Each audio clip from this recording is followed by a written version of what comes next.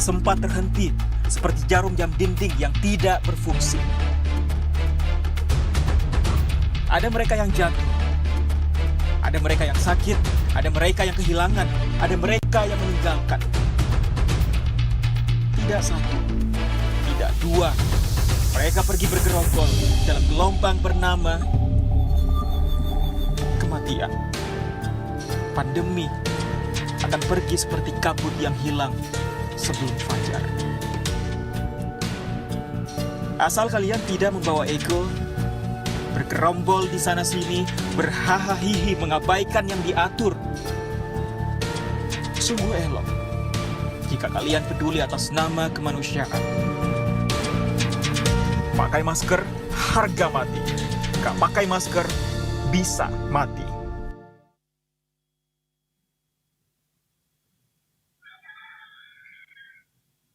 Baik, salam tangguh, salam sehat Bapak Ibu semuanya.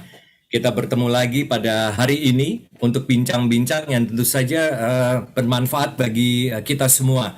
Dan saya Troy Pantau, Satgas Penanganan COVID-19, Komunikasi Publik. Dan hari ini kita akan berbincang-bincang dengan beberapa narasumber tentang sektor pariwisata. Tentu saja harus bangkit. Tetapi tentu saja pada saat yang sama protokol kesehatan terkait pandemi ya yang dialami oleh bangsa dan negara kita dan juga bangsa-bangsa di dunia ini harus tetap diterapkan.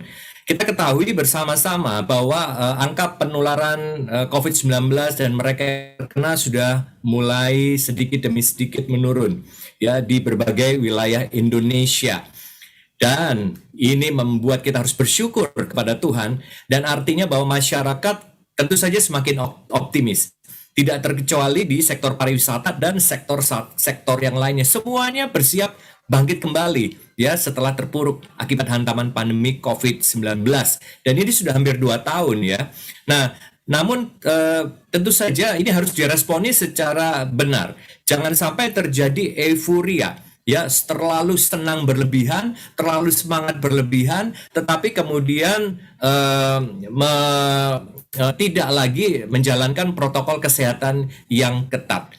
Nah, kemudian secara perlahan-lahan kita melihat bahwa sektor pariwisata sudah mulai membuka tempat-tempat pariwisata dan dunia-dunia usaha sekitarnya tentu saja mendapatkan dampak yang positif ya, karena masyarakat sudah mulai berdatangan.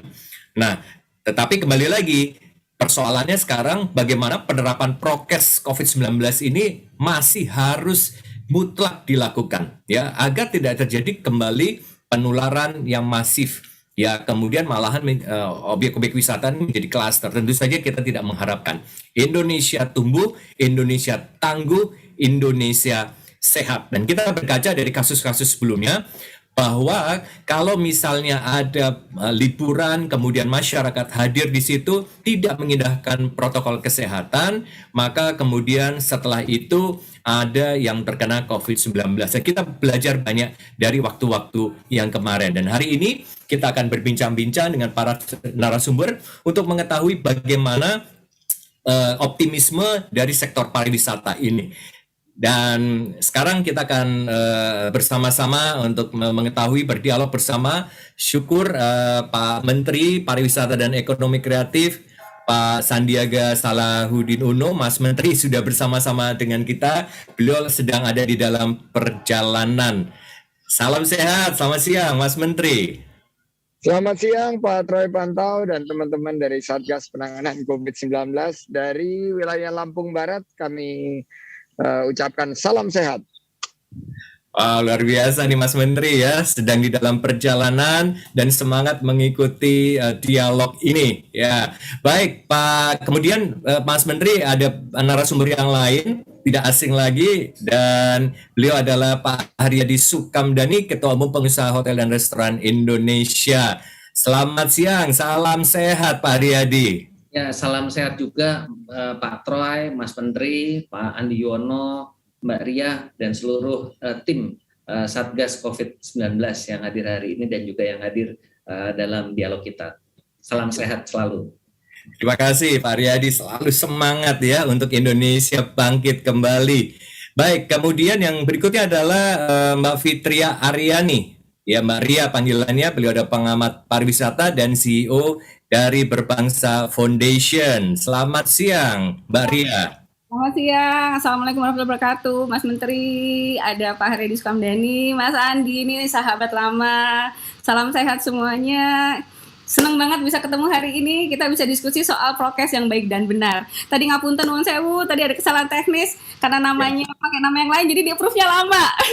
Ya, nggak apa-apa Mbak Ria, baik. Yang penting kita bisa ketemu hari ini dan juga ada tamu kita. Nanti kita akan ajak ngobrol juga, ini Pak Andi Yuwono ya. Selamat siang Pak Andi Yuwono. Asosiasi Desa Wisata Indonesia ya Pak ya? Siap.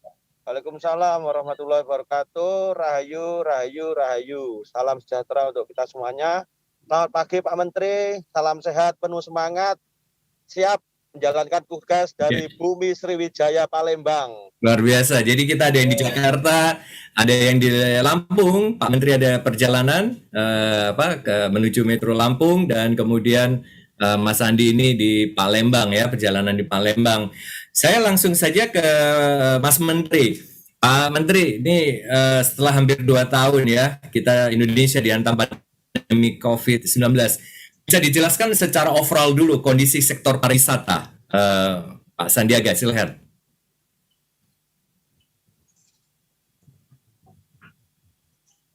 Ya, terima kasih Pak Troy dan mudah-mudahan sinyalnya masih kuat dan tidak timbul tenggelam. Izinkan saya memberikan 2 bait pantun buat semangat kita semua. Seni dekorasi di bidang disebut juga mozaik. Biasanya menggunakan, insya Allah situasi COVID terus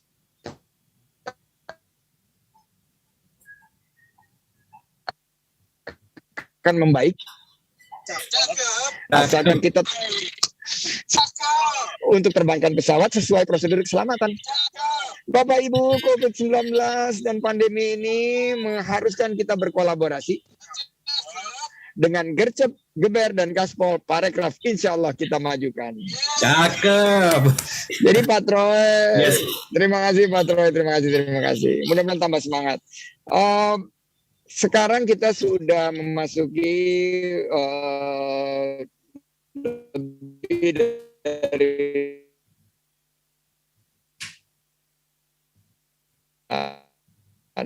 dan kami menyiapkan recovery yang menggembirakan karena ternyata pariwisata ini yang dalam keadaan sekarang tentunya prihatin dan tentunya dalam keadaan yang betul rumusnya untuk pariwisata bangkit itu cuma satu, yaitu penanganan COVID. Dan kemarin di Global Tourism Forum Pak Presiden Jokowi mendapatkan penghargaan sebagai tokoh pariwisata dunia bukan karena Indonesia segera membuka pariwisatanya, tapi karena kehati-hatian kita dan penanganan COVID-19 kita yang dinilai oleh dunia pariwisata sebagai salah satu model penanganan yang bisa dicontoh oleh negara lain. Nah, ini tentunya tidak boleh membuat kita jumawa, kita berhati-hati dan saya melihat ada titik terang dan menunjukkan pemulihan. 2 pekan terakhir ini saya terus berjalan, terus berkoordinasi dengan Pak Haryadi dan teman-teman di beberapa daerah melihat situasi COVID-19 juga mengalami perbaikan. Program-program kita seperti staycation, program aktivitas wisata di desa wisata, outdoor trekking, sekarang sudah mulai meningkat. Bali juga sudah mulai kembali dipenuhi wisatawan Nusantara dan kami harapkan juga hotel-hotel dan restoran serta pusat perbelanjaan akan kembali menggeliat. Demikian Pak Troy. Ya, baik Pak Menteri. Jadi optimisme dan kemudian perlahan-lahan tempat-tempat pariwisata sudah mulai dibuka dan kemudian kerjasama dengan teman-teman pengusaha, asosiasi dan sebagainya. Ini Pak Menteri sinyal naik turun, tetapi bagian pantunnya tetap cakep Pak Menteri. Luar biasa. Mohon maaf. Ini salah satu PR pariwisata ini benerin jaringan komunikasi Pak. Salah satunya. Betul, ini jadi bahan dialog kita juga kan, berarti banyak persiapan yang harus dilakukan. Tetapi berbicara soal persiapan, karena saya agak khawatir nih kalau kehilangan sinyal dengan Pak Menteri sebelum ke narasumber yang lain. Khusus untuk persiapan untuk penerapan protokol kesehatan, Pak Menteri, ini bagaimana supaya nanti tidak terjadi klaster-klaster akibat pembukaan tempat pariwisata, karena banyak sekali pertanyaan-pertanyaan yang masuk, Pak Menteri. Bagaimana persiapan sampai sejauh ini? Ya, tentunya sosialisasi, edukasi, dan penerapan protokol kesehatan yang ketat dan disiplin di destinasi maupun sentra ekonomi kreatif ini harus kita terus lakukan. Sertifikasi CASE bekerjasama dengan teman-teman PHRI yang terintegrasi dengan Peduli Lindungi, percepatan vaksinasi di desa-desa wisata dan juga di destinasi wisata unggulan serta sentra ekonomi kreatif. Ini harus terus kita dorong. Dan kita bekerja sama dengan Satgas COVID setempat untuk mengevaluasi dan memonitor secara detail per minggu bagaimana pelibatan masyarakat umum, tokoh-tokoh masyarakat, tokoh agama, influencer, YouTuber, serta para pelaku media sosial untuk mengawasi. Jadi saya sekarang bilang pemerintah nggak bisa mengawasi sendiri, masyarakat yang harus membantu mengawasi untuk mengkampanyekan protokol kesehatan di seluruh destinasi wisata dan sentra ekonomi kreatif agar lingkungan dan keluarganya terjaga. Jadi kata kuncinya adalah keterlibatan dari para pemangku kepentingan untuk turut bersama-sama agar sektor pariwisata ini bisa bangkit. Demikian ya Pak Menteri ya. Betul, karena 34 juta lapangan kerja ini menggantungkan tentunya pendapatan penghasilannya ini di sektor pariwisata dan ekonomi kreatif. Jadi kami betul-betul menjaga karena kita tidak ingin kehilangan momentum perbaikan ini karena sudah lebih dari 2 juta pelaku pariwisata dan ekonomi kreatif yang betul-betul mengalami keprihatinan di 1,5 tahun terakhir ini, Pak Troy. Baik, Pak Menteri, saya akan kembali lagi ke Pak Menteri, dan masyarakat juga berharap tentu saja kebangkitan ini betul-betul terjadi, tetapi juga pada saat yang sama semuanya sehat ketika berwisata. Nah, Pak Haryadi, saya beralih ke Pak Haryadi. Nah, di sektor industrinya sendiri Pak Haryadi ya, untuk PHRI, ini bagaimana nih persiapan untuk kebangkitan sektor pariwisata, kemudian keran wisata ini bisa dibuka, tapi tentu saja pelan-pelan. Nah, ini kan nanti kan berarti pelan-pelan, ya tentu saja dari masyarakat kita sendiri ya. Dan kemudian kalau memang sudah waktunya nanti pariwisata terbuka untuk negara-negara ini, saya nggak tahu apakah diterapkan sistem bubble begitu kan ya. Nah, apa nih persiapan-persiapan yang mulai dilakukan ya, dari teman-teman asosiasi dari PHRI sendiri, Pak Haryadi? Terima kasih Pak Troy.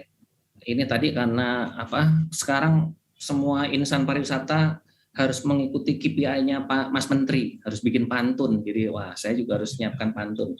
Ini pantunnya nih untuk Mas Menteri nih. Cakep. Menyaksikan tari serimpi asal Yogyakarta. Cakep. Sambil menikmati soto Sokaraja. Mari bangkitkan pariwisata dan ciptakan lapangan kerja. Wah, ini nih ya Mas Menteri. Jadi sekarang semua harus bikin pantun. Baik, jadi mengenai persiapan Pak Troy, tadi waktu kita masih offline tadi sempat kita bicara ya bahwa untung Pak Troy juga mengikuti ini kita ya perkembangan dari PHRI. Tadi saya sampaikan Mas Menteri, tahun lalu aja kami sudah mengedepankan, mendorong untuk adanya sistem tracing yang baik, dan pada waktu Peduli Lindungi itu diluncurkan, PHRI termasuk yang paling awal untuk mensosialisasikan para pihak, ayo kita pakai Peduli Lindungi, karena kalau tidak pakai aplikasi bagaimana kita mau tracing gitu ya. Saya ingat waktu itu sistemnya masih pakai Bluetooth tuh, jadi suatu sistem yang memang juga cukup bagus, tapi emang agak makan baterai gitu ya, tapi tidak makan pulsa. Jadi waktu itu udah kebetulan Mas Menteri yang timnya, chiefnya tim IT-nya itu junior saya di S3 di UI, Pak Komang. Nah, Pak Mas Komang ini ini luar biasa, Mas Komang. Dari awal dia udah bilang, pokoknya saya nggak bicara paten-paten, ini udah saya serahkan kepada negara. Jadi alhamdulillah sekarang udah jalan. Jadi dari awal itu kami sudah sangat-sangat concern masalah persiapan untuk bagaimana pariwisata itu bisa jalan tapi dengan aman, Pak Troy. Nah, jadi kita di awal pada tanggal 2 Maret kena kasus pertama COVID di Kemang, tanggal 5 Maret kami sudah menerbitkan panduan yang paling awal waktu itu supaya semua pelaku sektor usaha kami khususnya hotel dan restoran sudah punya pegang panduan prokes yang paling awal. Waktu itu Kemenkes belum belum mensosialisasikan peraturan tentang prokes. Nah, lalu di bulan Juni itu kami jadi kami total 3 kali melakukan revisi untuk prokes disesuaikan dengan Kemenkes, dan lalu berikutnya adalah bersama dengan Kemenpar. Akhirnya yang sekarang ini disebut sebagai CHSE. Jadi kita dari awal udah siap, Pak Troy, dari sisi kesiapan untuk melakukan adaptasi terhadap prokesnya dan juga adaptasi terhadap teknologinya. Nah, sekarang ini menurut catatan kami sudah melakukan implementasi QR code untuk 10.131 unit usaha ya, outlet baik hotel maupun restoran. Nah, ini problemnya mungkin Pak Mas Menteri udah tahu, lebih kepada kita menunggu untuk QR code dari Kemenkes karena antriannya panjang sekali, Pak Troy.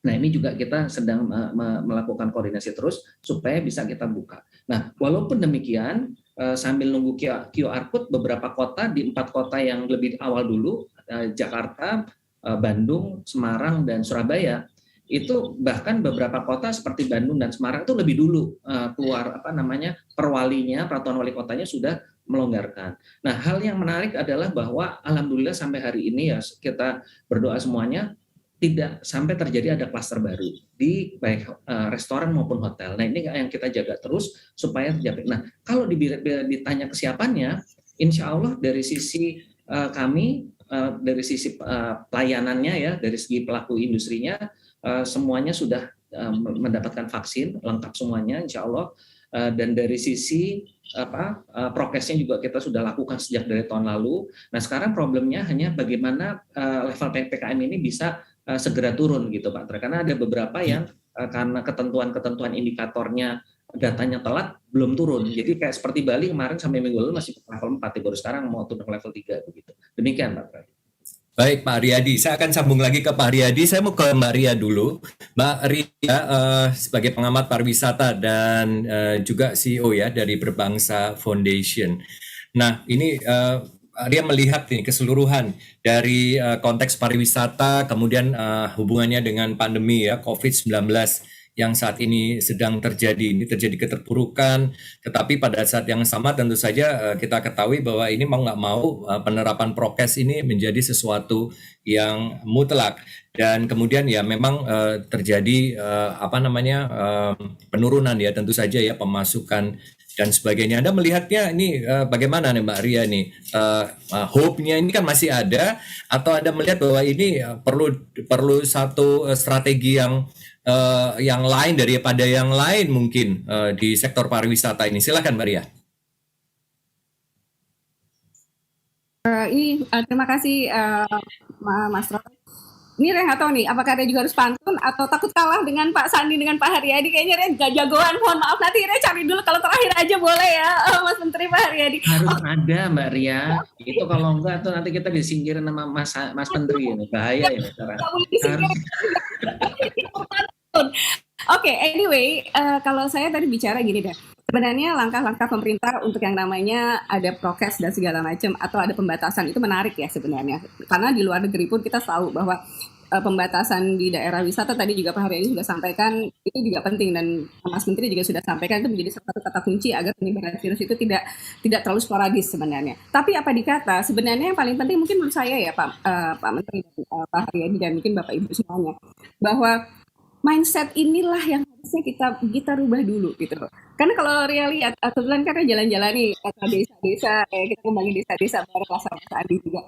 Jadi kalau Ria lihat itu kadang-kadang masih acuh itu kayak tidak, jadi mereka tuh nggak aware gitu loh dengan yang namanya pentingnya bahwa prokes ini untuk pariwisata Indonesia misalnya.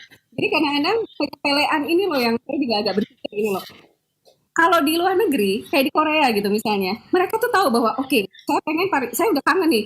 Jadi kalau misalnya kita bilang dendam untuk berwisata gitu loh. Tapi kalau kita tuh cuma dendam berwisata, tapi kita sendiri juga nggak pengen lakuin itu gitu loh. Saya nggak tahu deh, mungkin Mas Menteri selain mungkin kita juga harus ada atau mungkin bisa jadi sosialisasi CHSE itu tidak hanya ke industri pelaku tapi juga ke komunitas dan maksudnya kalau misalnya ke desa-desa wisata apalagi nanti mungkin Mas Andi mungkin akan bisa nambahin kalau kita lihat bahwa desa-desa wisata ada beberapa yang mereka tidak memakai masker sama sekali mereka tuh sama sekali malah yang kita bebas covid kok di ujung dunia sana misalnya bilang punten jadi saya bilang aduh ini gimana nih padahal kan kita harus sama-sama lindungi atau lindungi destinasi, lindungi si pelakunya dan lindungi dari wisatawannya juga. Nah ini mungkin yang jadi bahan diskusi sebenarnya mungkin. Kalau Ria boleh sharing. Strategi yang mungkin paling kita bisa sampaikan walaupun sekarang mungkin kita sudah ada penurunan dan tadi Pak Presiden juga mendapatkan satu penghargaan yang luar biasa. Tapi apalah daya kalau pimpinannya bagus tapi kalau misalnya rakyatnya sendiri pun tidak aware gitu kan ini kan jadi satu PR buat kita semua. Gimana caranya kita buat satu strategi yang sporadis yang sama-sama itu mereka tuh juga aware gitu loh bahwa vaksin itu penting. Terus yang namanya prokes itu masker itu harus gitu loh. Karena awalnya juga sama, ini punten ya kalau Ria boleh cerita. Awalnya Ria juga agak, aduh ini apa sih gitu loh. Karena banyak sekali isu-isu kesana sini. Nah, isu inilah yang memang media juga satu peran penting. Mungkin ya kalau Mas Roy orang media gitu loh. Yang harus memang kita Satgas Covid ini memang harus teriaknya itu nggak hanya sampai di permukaan tapi sampai dalam, sampai ke ujung-ujung desa yang mereka juga tahu bahwa pentingnya COVID itu bukan main-main, COVID itu bahaya, ya karena saya juga pernah ngalamin dan itu juga harus kita jaga bersama. Mungkin itu sih kalau misalnya boleh share dulu, sementara nanti kita diskusi. Ya Mbak Ria, baik, makasih Mbak Ria. Jadi memang mindset ya orang-orang ini terhadap adanya COVID dan kemudian yang berikutnya itu adalah PR berikutnya. Vaksinnya itu sendiri ya, ini dua hal ya. Dan kemarin saya juga menjadi narasumber untuk bincang-bincang di media, maka di dua media itu bicara soal hoax. Ya, ini luar biasa ya. Ini juga PR kita semua nih untuk sektor industri pariwisata juga begitu ya. Kalau misalnya hoaxnya ini masih beredar, ya masyarakat juga bagaimana mau berwisata dengan baik karena penerapan protokol kesehatan ini sudah semakin ketat levelnya, yaitu tadi Pak Aryadi sudah bilang kita pemerintah dalam hal ini juga sudah menerapkan bahwa semua pelan-pelan ya semua tempat itu harus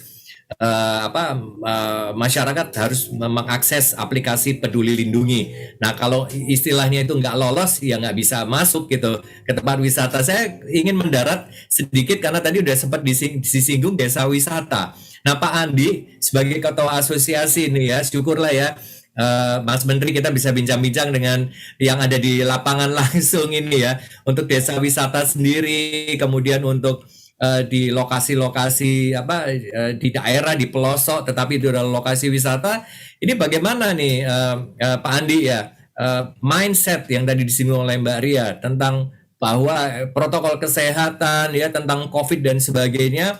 Dan kemudian dampaknya yang terjadi di lapangan di daerah-daerah sendiri tempat-tempat wisata bagaimana Pak Andi? Ya kita bicara dalam konteks protokol kesehatan ya Pak ya, silakan. Ya, terima kasih Pak Troy.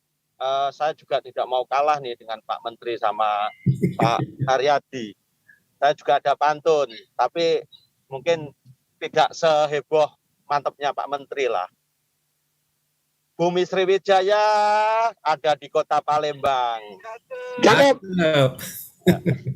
Ya, desa wisata semakin berkembang dan ada empek-empek sebagai oleh-olehnya.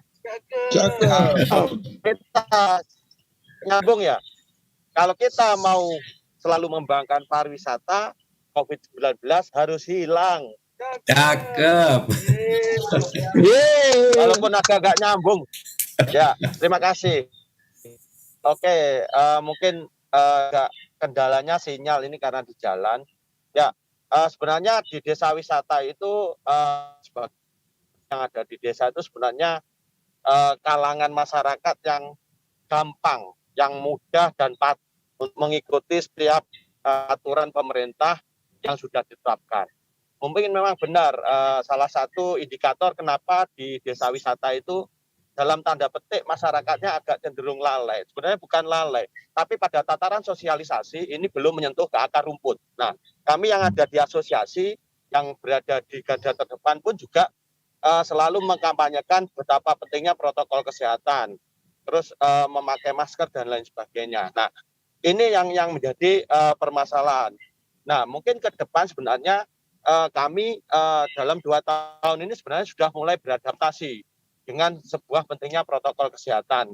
Terbukti ketika kemarin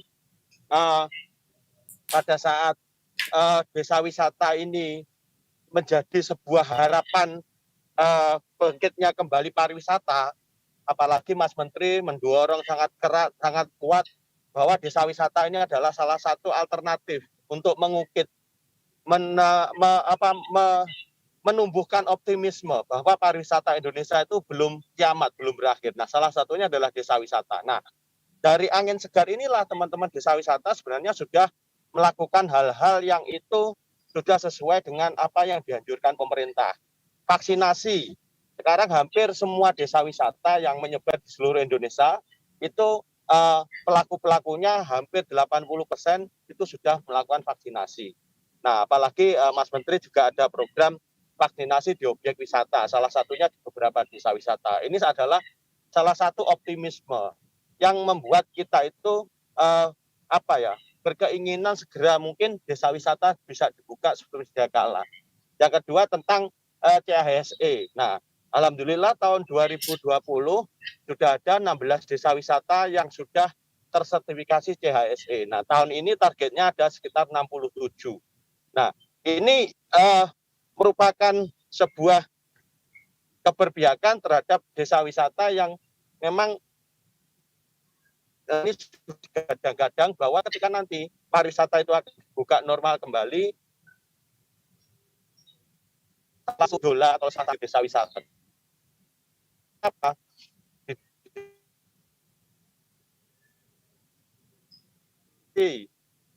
Kita adanya orang lain kita pun juga hari ini juga saling menjaga. Nah, desa wisata bisa menawarkan itu semuanya. Sehat pasti karena udaranya di desa sangat bagus. Biodiversity yang ada di sekitar kampung atau desa-desa kita masih sangat beragam dan lain sebagainya. Nah, ini mungkin sejalan ketika hari ini kami juga dalam tugas dari Kemenpar kita keliling di 50 desa wisata terbaik di Indonesia. Nah, salah satu kriteria dalam penjurian itu adalah CHSE. Nah, ini nanti akan menjadi trigger.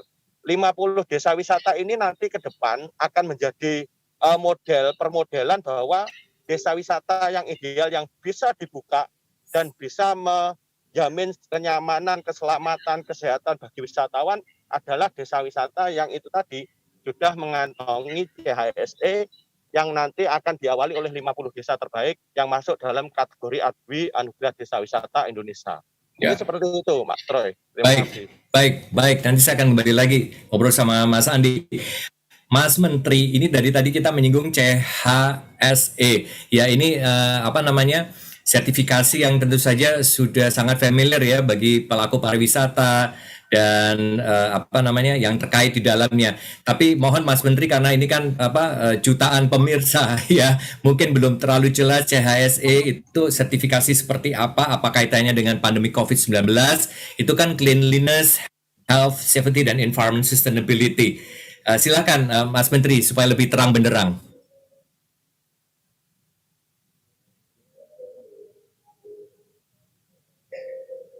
Ya, nampaknya ada gangguan koneksi.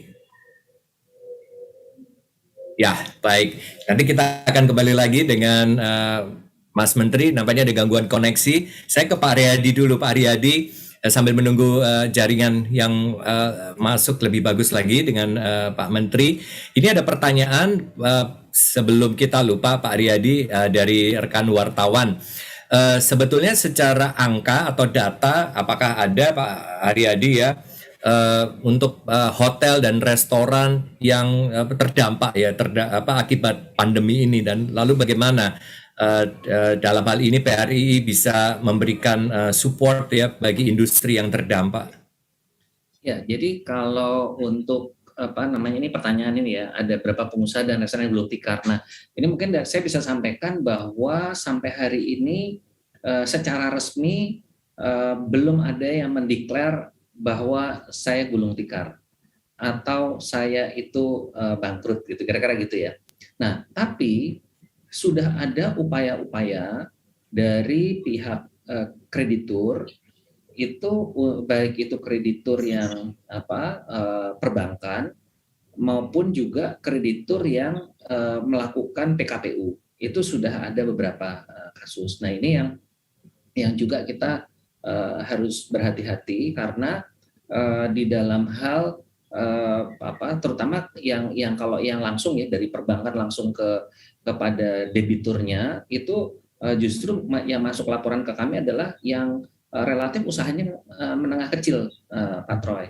Yeah. Nah, jadi ini juga kita upayakan supaya teman-teman di sektor pariwisata ini, khususnya di hotel dan restoran, itu jangan sampai ada yang dalam tanda petik ya mengalami gulung tikar tadi karena situasi pandemi ini. Nah, sehingga apa yang diupayakan oleh PHRI, kebetulan juga saya Ketua Umum Asosiasi Pengusaha Indonesia, kami sedang meminta kepada pemerintah untuk mengeluarkan peraturan pemerintah pengganti undang-undang Perpu untuk moratorium Undang-Undang Nomor 37 Tahun 2004, yaitu tentang kepailitan dan pembayaran penundaan kewajiban pembayaran utang. Nah, ini kita salah satu yang kita dorong untuk bisa menyelamatkan agar tidak gulung tikar. Lalu kedua adalah perpanjangan POJK nomor 48 tahun 2020. Ini adalah terkait dengan restrukturisasi hingga tahun depan. Nah, jadi upaya-upaya ini adalah untuk membantu mereka, paling tidak mereka bisa survive dulu. Nah, kalau untuk demand-nya sendiri, itu sangat tergantung dari level PPKM-nya. Begitu level PPKM itu turun, nah, dan juga memang juga kita melakukan tadi ya, prokes dan juga aplikasi untuk peduli lindunginya. Nah, ini kita harapkan ini akan cepat balik. Tadi Mbak Ria bilang ada semangat kayak dendam gitu pengen berwisata lagi, memang itu kami melihat animonya sangat besar.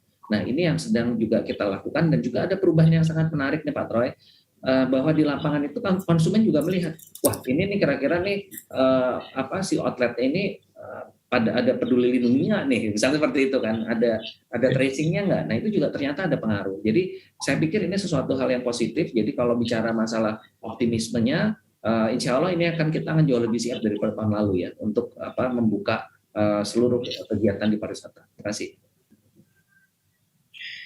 Ya, baik. Terima kasih. Kami masih menunggu sambungan ya dengan Pak Menteri, dan Pak Menteri juga masih. Siap. Baik. Alhamdulillah. Baik. Pak Menteri, ya mohon maaf karena tadi sambungan putus, jadi saya menuju ke Pak Haryadi. Nah, saya tidak ingin mengganggu waktu Pak Menteri terlalu lama karena memang ini jaringan, dan saya khawatir nanti kita terputus lagi. Pak Menteri, tadi CHSE tadi saya tanyakan mungkin sedikit saja dari Pak Menteri, dan kemudian bisa disampaikan harapan Pak Menteri ya untuk sektor pariwisata, persiapan untuk bangkit kembali nih ya setelah 2 tahun pandemi COVID-19. Silakan Pak Menteri. Jadi terima kasih Pak Troy dan teman-teman semua. Memang CHSE ini adalah kerja bersama Pak Haryadi, industri, semua berkolaborasi. Dan ini yang boleh kita sebut sebagai satu gold standard, dan sertifikasi ini adalah yang melingkupi protokol kesehatan, keselamatan, kebersihan, dan juga keberlanjutan lingkungan. Jadi ini secara holistik kita sertifikasi dan kita integrasikan ke Peduli Lindungi. Dan kita akan terus mensosialisasikan. Teman-teman PHRI ini garda terdepan. Teman-teman Asidewi garda terdepan. Kami mendorong, dan seandainya ada sedikit kesalahpahaman, saya selalu bilang sama Mas Ai, yuk kita duduk ngobrol, karena kita ingin ini merupakan satu standar bersama yang menghadirkan rasa aman dan nyaman bagi para wisatawan. Nah, justru kita juga sekarang mengakselerasi vaksinasi, kita siapkan skenario-skenario untuk pembukaan pariwisata ini dengan meng-upskill dan reskill dari tenaga kerja pariwisata agar mereka bisa melakukan kegiatan pariwisata dan ekonomi kreatif ini dengan standar gold standard ini. Nah, produk pariwisata yang berkualitas dan seamless experience atau kenormalan baru, apalagi kita akan membuka pariwisata untuk mancanegara ini, harus kita lakukan dengan penuh kehati-hatian dan penuh kewaspadaan. Kita pantau situasi pasar, kita diberitahu oleh Kemenkes akan ada varian baru dan gelombang ketiga itu inevitable, akan datang. Jadi kita harus persiapkan dengan jauh lebih baik, dan di samping yang sama kita juga fokus dulu ke wisatawan Nusantara. Jadi program Bangga Berwisata di Indonesia atau di Indonesia aja ini sekarang kita dorong. Terakhir sebelum saya ini baru masuk Kabupaten Lampung Utara, takut sinyalnya putus lagi, tapi saya ingin menitipkan pesan untuk teman-teman PHRI. Kebetulan kita lihat ada penurunan kasus yang cukup menggembirakan, tapi kan para nakes ini kerjanya masih capek karena kemarin ini mereka kerja keras. Nah, mohon bisa disiapkan paket-paket staycation atau paket istirahat untuk para tenaga kesehatan di hotel-hotel, sehingga program yang kami siapkan ini bisa terserap dengan baik. Dan terakhir, kalau kita lihat, kita kurangi transmisi lokal dan tingkat rawat inap rumah sakit di beberapa daerah, termasuk di Lampung ini menunjukkan hal yang baik. Testing, tracing. Tracing ini yang penting juga, dan treatment, capaian vaksinasi, dan CHSE secara end-to-end. Ini yang ingin kami dorong, makanya kami terus ada di lapangan bersama dengan Pak Andi. Di setiap daerah ada mungkin total 34 provinsi ini ada 178 kegiatan untuk mensosialisasikan CHSE dan protokol kesehatan agar bisa dipatuhi oleh masyarakat dalam kegiatan berwisata. Demikian Pak Troy, saya ucapkan terima kasih sekali lagi atas undangan, dan Pak Sony Sukadanya juga saya terima kasih Pak Sony yang terus mengingatkan untuk kita berkolaborasi, dan sukses. Salam untuk teman-teman Satgas.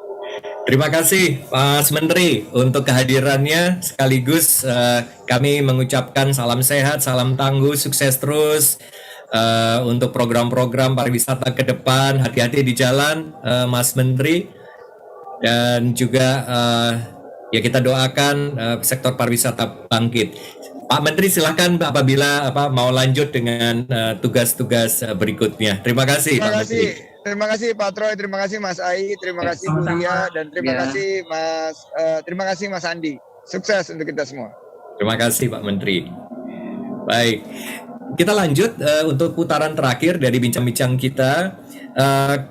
Kembali kepada Mbak Ria. Ya Mbak Ria, tadi sudah kita dengarkan semua gambaran dari apa yang sudah disampaikan tadi menyangkut mindset ya, kemudian bagaimana masyarakat di wilayah daerah ya untuk desa wisata, pelaku usaha wisata, kemudian Pak Haryadi juga sudah menyampaikan, dan juga Pak Menteri ya dalam konteks besarnya. Nah, Mbak Rias mungkin di putaran terakhir ini bisa menyampaikan harapan dan juga apa saja yang kira-kira perlu diperhatikan ya untuk kebangkitan di sektor pariwisata, tentu saja beserta dengan turunan-turunannya ya yang ada di sekitarnya, turunan penunjang maksud saya. Silakan Mbak Ria. Harapan sebenarnya begini, kalau Ria sih selalu berharap kita semua bebas dari COVID. Itu semua nggak hanya Ria, tapi semua di dunia ini juga sama. Tapi yang paling penting, harapan pertama adalah satu, integrasi, kolaborasi, sinergitas antar kementerian, lembaga, Satgas COVID. Itu semuanya harus berpadu. Kadang-kadang nggak hanya di tataran konsep ya, nuan sewu. Ini kalau Ria bisa bicara nggak hanya di tataran kita bicara dalam arti yang sama-sama kita gandengan tangan, ayo gitu loh. Jadi komunitas-komunitas ini, kalau Ria selalu bilang ini, volunteerism ini menjadi salah satu tren sekarang. Kenapa nggak kita juga masukan tuh teman-teman ini baru bicara bahwa mereka volunteerism tapi mereka sebagai Satgas Covid, atau kita bilang sosialisasi bahwa pentingnya prokes itu seperti apa dan bagaimana. Jadi kalau Ria lihat, kita nggak bisa kerja sendiri. Satgas Covid ini juga mau teriak-teriak gimana, kalau kerja sendiri capek, Mas Troy ya pasti ya. Jadi akhirnya tadi Pak Haryadi udah saling luar biasa nih, semuanya di PKPI yang pusat, daerah, mensosialisasikan pentingnya. Satu yang catatan ya, sebenarnya mungkin orang-orang agak sebel sebenarnya. Kemarin saya ke McDonald, saya belum vaksin, jadi ditolak, nggak boleh. Jadi kalau mau drive-thru aja, padahal saya bilang saya mau nunggu ini dan nunggu orang di sini nggak bisa. Tapi saya bilang kalau kita lihat bilangnya atau kita lihat negatif banget ini kok sampai segininya pemerintah, tapi sebenarnya itu adalah salah satu tindak. Saya bilang law enforcement karena penting untuk kita bisa saling menjaga. Kalau nggak ada yang bisa pegang, siapa ini nanti bubar semua nih. Jadi kalau saya selalu bilang ayo sama-sama. Dan satu lagi juga memang kedepannya pariwisata kita ini harus saling yang namanya menitipkan satu prokes yang bisa membumi gitu. Kadang-kadang kalau ke desa-desa, kalau kita CHSE itu luar biasa, tapi kadang-kadang ada bahasa-bahasa yang terlalu sulit, itu agak bingung gitu.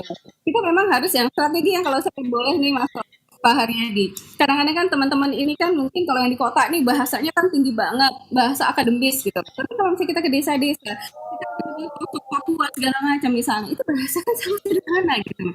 Menyampaikan sosialisasi dengan cara yang sederhana sampai mereka akhirnya mau melakukan. Persuasifnya itu nggak bisa secara literal, tapi persuasi itu harus sebagai apa ya? Kita learning by sample kan kadang-kadang. Jadi kalau saya bilang maju pariwisata Indonesia salah satunya adalah kita sama-sama harus mindset tadi pertama, yang kedua juga pengen banget nih pemerintah benar-benar ngelihat juga ini nggak hanya permukaan tapi bisa masuk ke daerah-daerah. Tadi kalau Mas Andi bisa bilang kita sudah melakukan, tapi berapa persen kita banyak banget sekali gitu loh. Memang harus ada penyelamatan lagi strategi tambahan kalau menurut saya. Tadi apalagi tadi kalau saya dengar dari Mas Menteri, nanti ada lagi nih varian baru, gubrak nggak sih? Jangan sampai kejadian kayak di NTT merasa memang ternyata di sana banyak yang sumbang malahan. Karena banyaknya orang yang datang, yang ada salah satu ini saya kalau misalnya saya nggak sebutin namanya, ada salah satu influencer yang sempat habis-habisan dibully karena dia benar-benar nggak pakai masker segala macam karena dia merasa bahwa sudah aman dan nyaman. Jadi ayolah para influencer ini harusnya memberi contoh yang baik. Dan yang paling pasti adalah pemerintah harus punya kepanjangan tangan yang entah itu siapapun, mungkin kita harus pikirin bersama strategi kita seperti apa.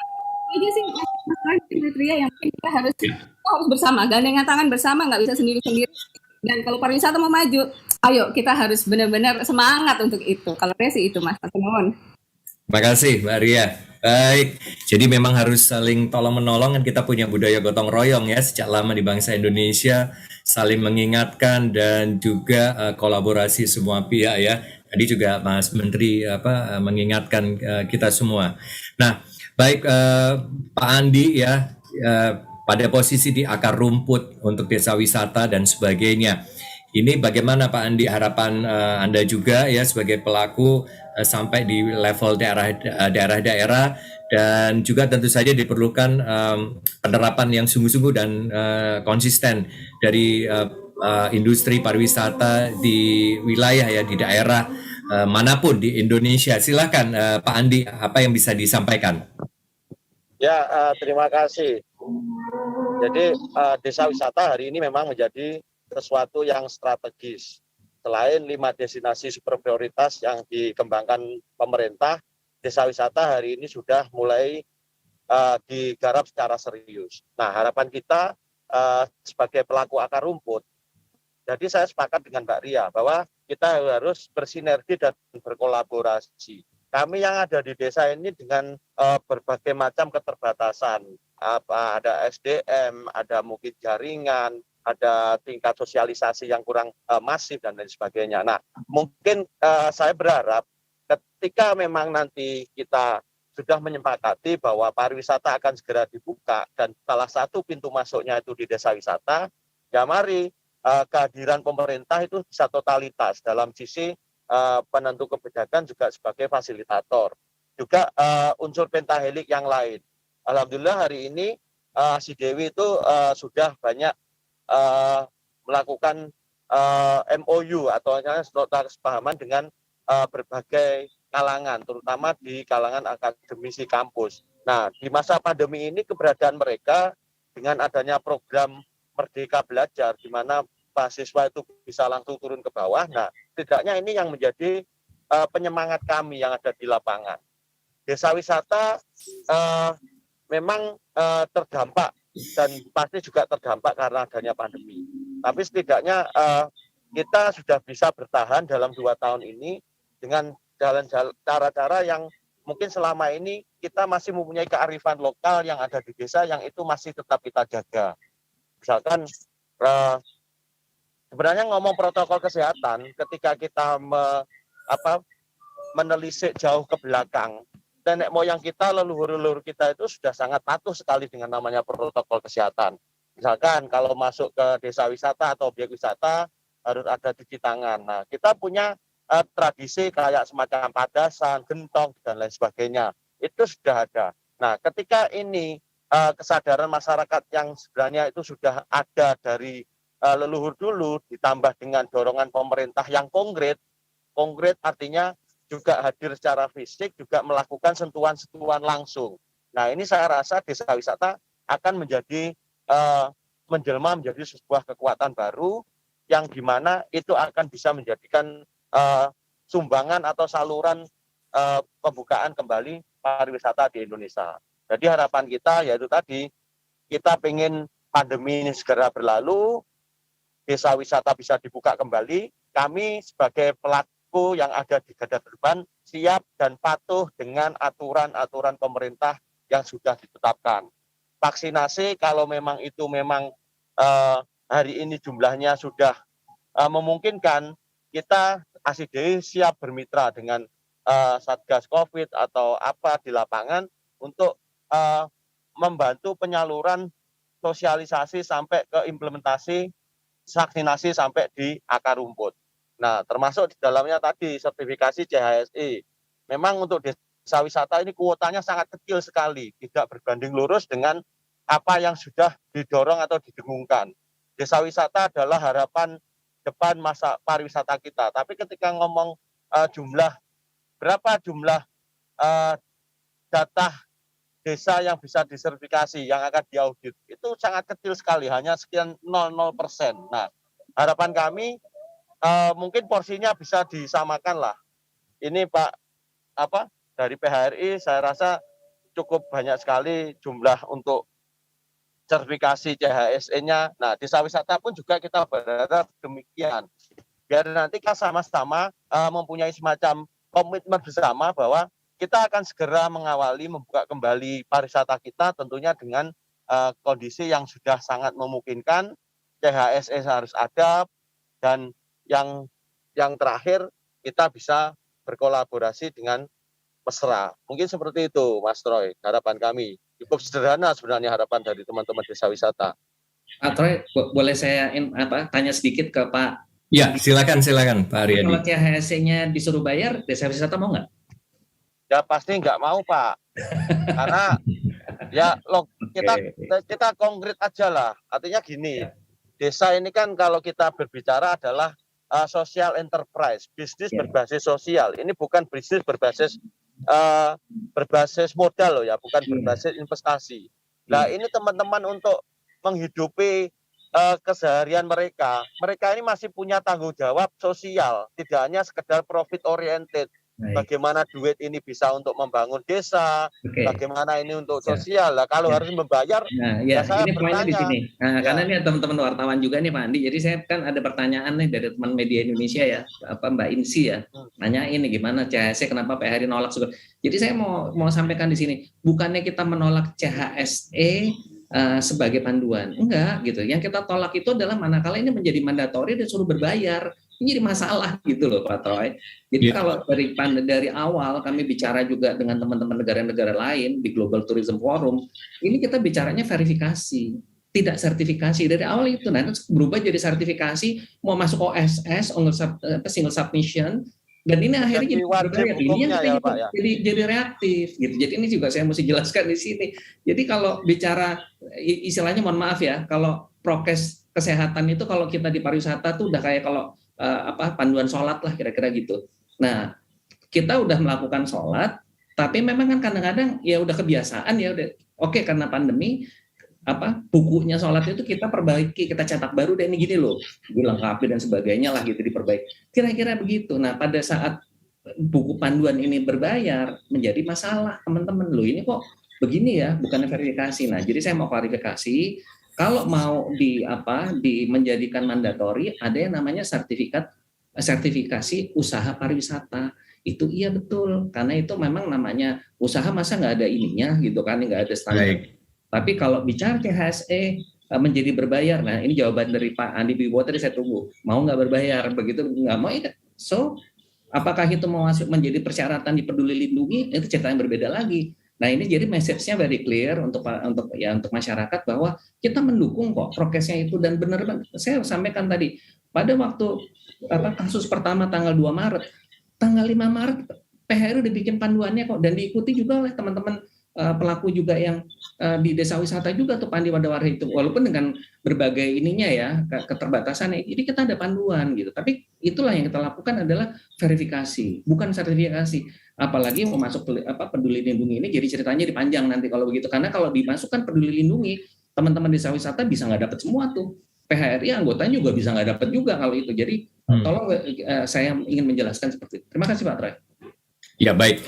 Terima kasih Pak Andi ya atas apa yang telah disampaikan, dan juga ini sekaligus Pak Aryadi tadi juga sudah menyampaikan tentang isu tadi ya. Tapi yang sedang kita sampaikan kepada masyarakat saat ini adalah tetap saja harus yang namanya protokol kesehatan itu harus terjadi begitu ya. Ini masalah teknisnya tadi mungkin bisa dibicarakan secara lebih detail lagi. Kalau nggak salah di sini juga ada dari pihak Kementerian Pariwisata juga hadir.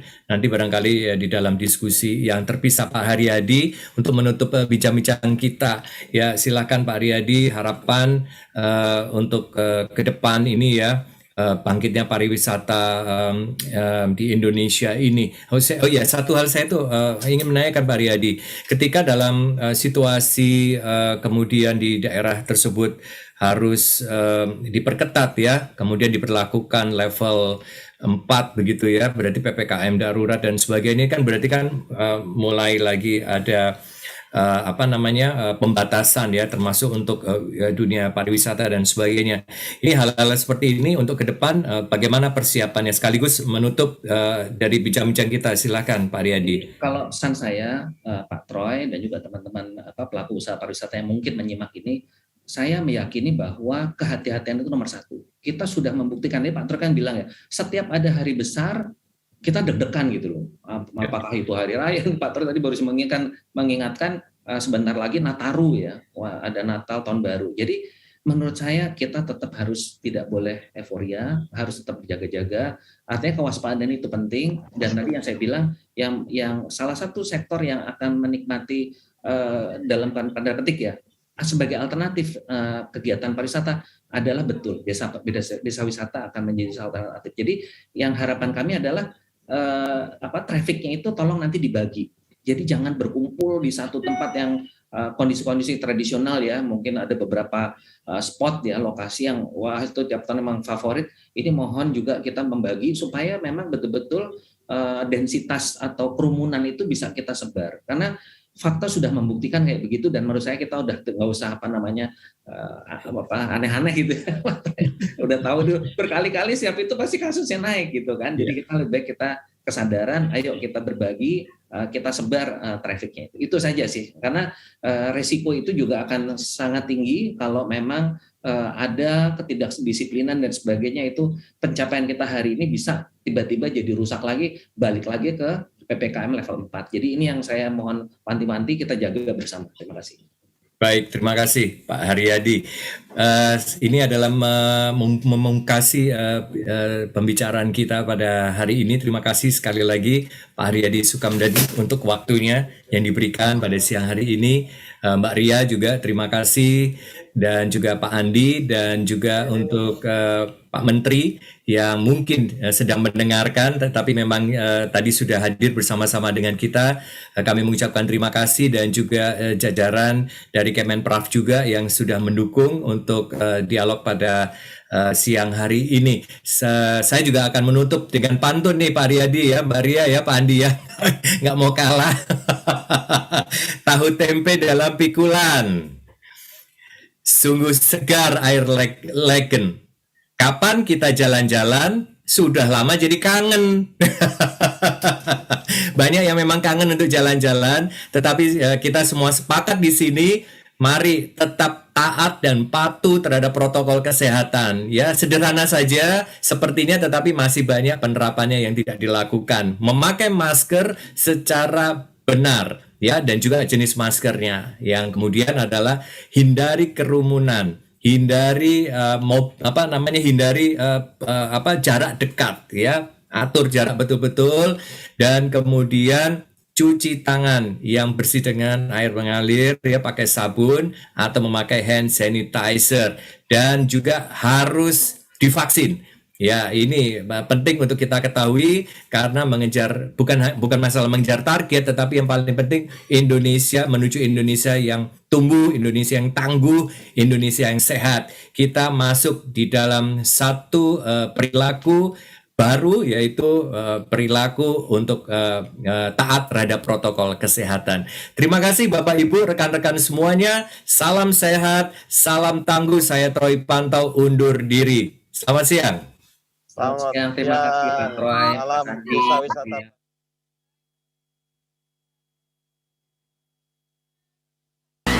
Hari dengan tiga aman.